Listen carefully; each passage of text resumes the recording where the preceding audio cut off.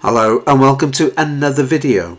We're in the develop persona of Affinity Photo and I thought I'd show you the workflow and some of the tools that I use when I'm processing a raw file. This picture I took on the Faroe Isles. It is absolutely amazing there, and I'll tell you a little bit about this village as we start to work our way through. But heading over to the right hand side, at the top we have got the histogram. Coming down a little bit we have got the basic tab as well as some of the others. We'll be using all of these. We're then going to come down to the bottom where we got the navigator, history and snapshots. Now if any of these are missing, head up to view, come down to studio, just make sure they're all ticked, or click on reset if some are missing. Right, looking at the histogram, it's across to the left hand side. The image looking just a little bit flat. So coming to the exposure slider, I'm going to move this across. I'm going to take it to the right hand side. The histogram's going across nicely as well. Just taking it a little bit further to this region here will do. Okay, I'm going to come down to black point. I'm going to move this to the right. The histogram should go to the left, which it is. If I take it too far, you get these little blue warnings. You can just see them just beginning to creep in. That is because right up on the top I've got show clipped shadows. So that's showing the clipped shadows. If I just unclick it, you can see the way that disappears. I've also got show clipped highlights. Down to brightness, move this across. In the bright area here you can see that red. Once again, that's because I have clicked on this. Right, come to any of the sliders, double click, resets it. Double clicking on the black point, that's looking better. I'm going to leave these on 0%. We're going to head down to enhance. This is where we'll find contrast, which we're going to give a little bit of contrast, something like this. Clarity, love using this, taking it, taking it across to the right hand side. Let's go to this region here.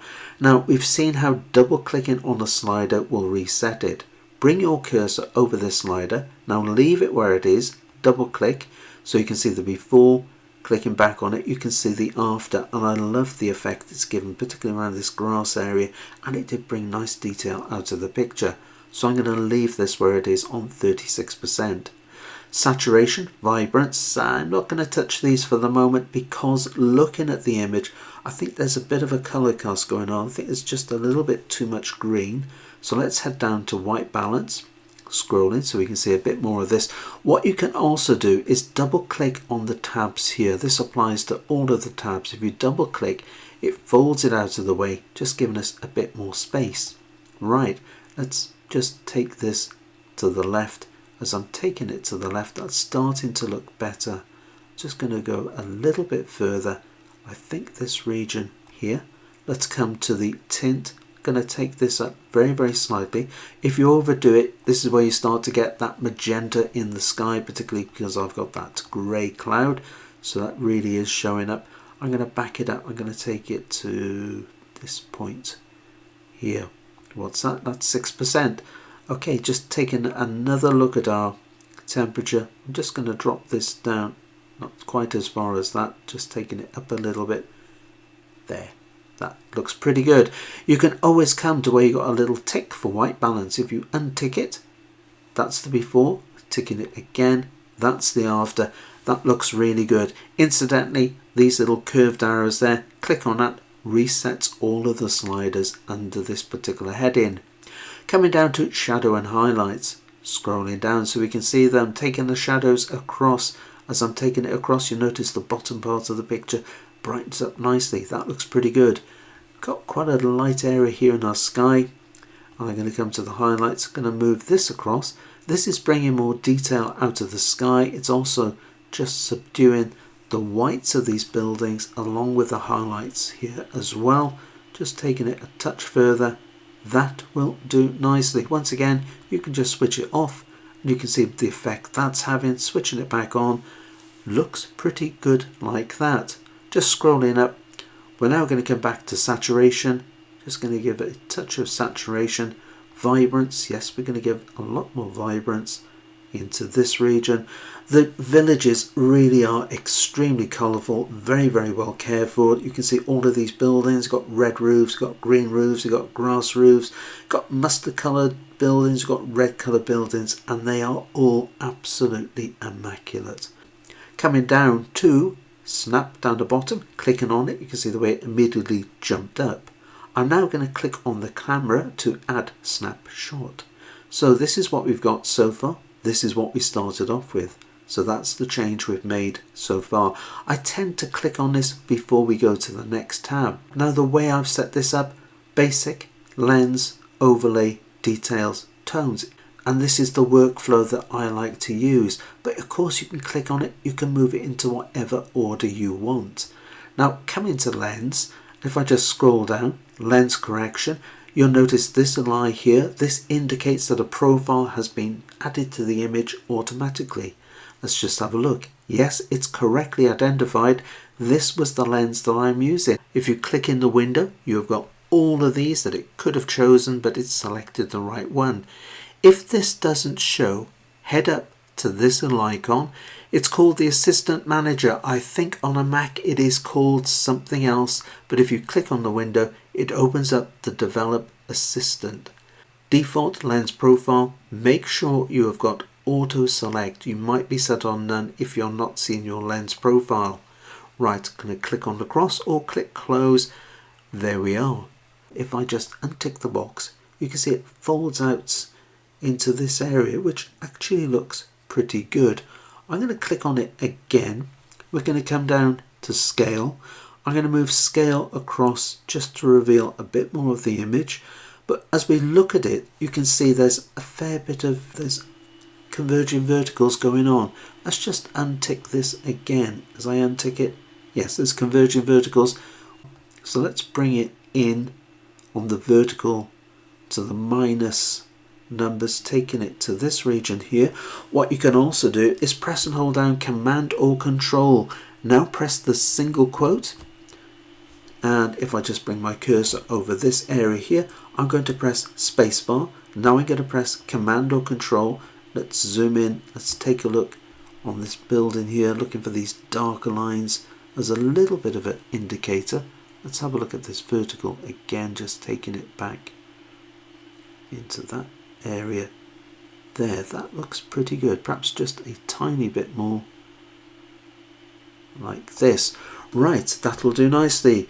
Command or Control, single quote, Command 0, Control 0. There we are.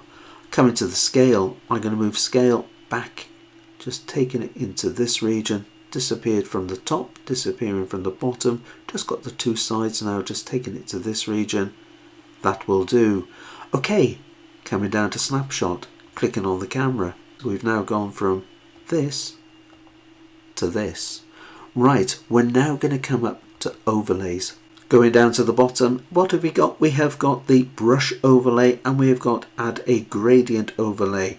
Let's start off with the gradient. When I click on this, in goes the gradient overlay. Bringing it out, I have now got the gradient tool. Coming up to the top, type, we've got linear, we've also got elliptical, we've also got radial. Right, starting off with the linear, I'm going to darken down the sky very slightly. So we're going to click on this, I'm going to drag it down, and you can see there is our gradient. I'm going to take it down to this region here, where it's got the darkest point. This is where it's going to have the most effect. It's then going to start feathering from about this area here, I'm guessing, through to this point here. Coming over to basic, as soon as I come and just scroll down to the exposure, as soon as I click on this and start moving it, that gradient effect will disappear. You can now see the image. I'm going to take it down very slightly. Always tempting to darken it right down, but you want to make sure it sort of fits in with the image, the environment it had. I'm just going to bring it back a little bit. I'm going to come down to contrast. I'm going to take the contrast up as well, just to give a little bit more detail. And one thing that is missing is clarity, which is a great shame, but fingers crossed it comes out in one of the next updates. I'm going to go to black point. Let's move this across as well. Just a touch like this. Before I just take this back a little bit, coming out into the image, when I click on this, I can drop it down and you can see the way you can just narrow the effect down. You can also there fade it off a little bit like that as well. I'm going to bring it back to roughly where it was, taking the exposure just down very slightly into this region will do nicely. Now that's actually, yes, just shown a couple of different lens spots that I've got. So let's head back over to overlay. You need to go back to master. We're now going to come up to the blemish removal tool. Now I'm going to come over this spot. I'm going to use spacebar. Now I'm going to press command or control for the zooming in tool. Let's go into this sort of region. Here I'm going to click down in the center of the spot. It's shot out to that point. Bringing my cursor up. Notice the way it changes. I've now got that double arrow. We can now pull it out. I'm going to pull it over that. As soon as you get over the size there, or should I say over the whole spot, it has now disappeared. Spacebar. Let's move myself around. You may have noticed as soon as I pressed the spacebar, it disappeared. Let's click down over this spot, and I'm now going to pull it. You can see the way it's shot out over here. So I'm just going to reposition it. So I'm going to pull this one down like that. Just pulling that back over that spot that was there. Right, that will do. Just making sure it's live by clicking on it, pulling over the spot, and there it is, just moving it around a little bit so it blends in. There, just saw that move across.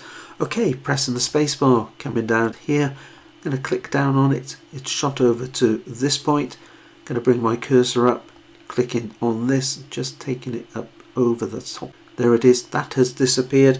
Command 0 Control 0 to go to fit on screen. Pressing the spacebar, as we've seen, removes it. Just clicking down again. I've got a feeling this one here, let's just zoom in, it's being a little bit stubborn. I think it's because I had to move, yes it is.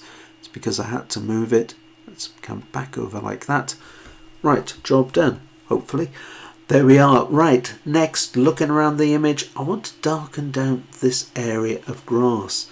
So I'm going to come and we're going to put in a add brush overlay. In that goes. Bringing my brush out. The default size is 500 pixels. The hardness default is 50%. Edge aware. I like using this. We're going to use all the other defaults as well.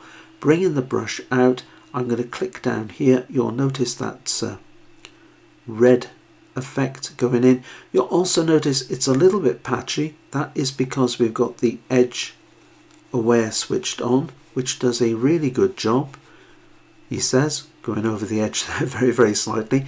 But I like the way the edge effect works with this. It doesn't have to be solid. If it gives a bit of a patchy effect with this area, it'll certainly add to the effect as well. Coming back to basic, I'm going to click on the exposure. Let's make this a little bit darker. Just going to take it into this region. We're going to go to contrast. Going to add a bit of contrast to it as well. If I scroll down, let's add some saturation. Just taking that up like this will do nicely. Just scrolling through, just seeing that exposure, switching it off, switching it back on, perhaps just dropping that down very, very slightly, just switching it off again, switching it back on. Yes, like the way this is looking. Back to overlays. The next thing I want to do, we have got brightness in the sky here, so I want to give a bit of brightness to our village. I'm going to pick up the gradient overlay, so that's the add gradient overlay. We're going to change it from linear, we're going to go to elliptical. Now I'm going to bring it into this sort of point here, so I'm going to click down, I'm going to pull it out. As I pull it out, you'll notice we've now got two grab handles. Let's just zoom in and take a look. Spacebar, command or control, zooming into this area here, releasing it and just using the spacebar so we can see the grab handles. As I click down on it, the grab handles have now reappeared. Where we got the darker area, this is where it's going to have the most effect. It's going to come to this sort of point here, and then it's going to start to feather out to this point here, or you can see more clearly up the top to there. I can come to this, and you notice the way you get a double arrow as I bring it over. If I bring it in, you can now soften the effect. You can get the largest effect around this area. It's then going to feather itself right out again to the same area. Or of course you can come to it and you can take it right to the edge should you want to. I'm going to come back midway something like this would be pretty good. Command 0, Control 0 to go back to fit on screen. Coming to the grab handle, I'm going to click on it, I'm going to pull it out for an elliptical shape like this. I'm just going to come to the bottom, I'm going to reduce it, I don't want it to be quite as wide, to this region. There, looks pretty good. Okay, coming back over to the basic tab, exposure, we're going to take this up to brighten it up like that. I'm going to scroll down, I'm going to come to vibrance, let's have a bit of vibrance. Looking at it, this building here is looking particularly bright along with some of the other white buildings, so I'm going to scroll down to shadow and highlights. I'm going to come to highlights and I'm just going to reduce this down into this region here. It becomes a little bit of a balancing act as I'm taking this down, so the exposure is going down as well. So I'm just going to come back up to the exposure and I'm just going to move this over a touch like this. Let's just take a look. Unticking the box, you see there's the before, there's the after. You can also head back over to overlay, opacity 100%. If I click on this, you can see we got these little markers. If I go to this one, got 25%, going right to the start, we got 0, we got 50 in the middle, and we have got 75 here. So you can just see the effect, and you can reduce it, you can increase it to back to 100 should you want to. I'm going to leave it there. Okay, finally I just want to darken down and bring back a little bit more detail around this part, so I'm going to pick up the add brush overlay. Once again, I've got all those default settings, 500 pixels, 50% hardness and edge aware, and I'm going to paint over just this part. I'm just going to avoid this part because there's a shower, rain shower's just passed over, so I want to, don't want to darken that down at all. Coming over this area and round here we go.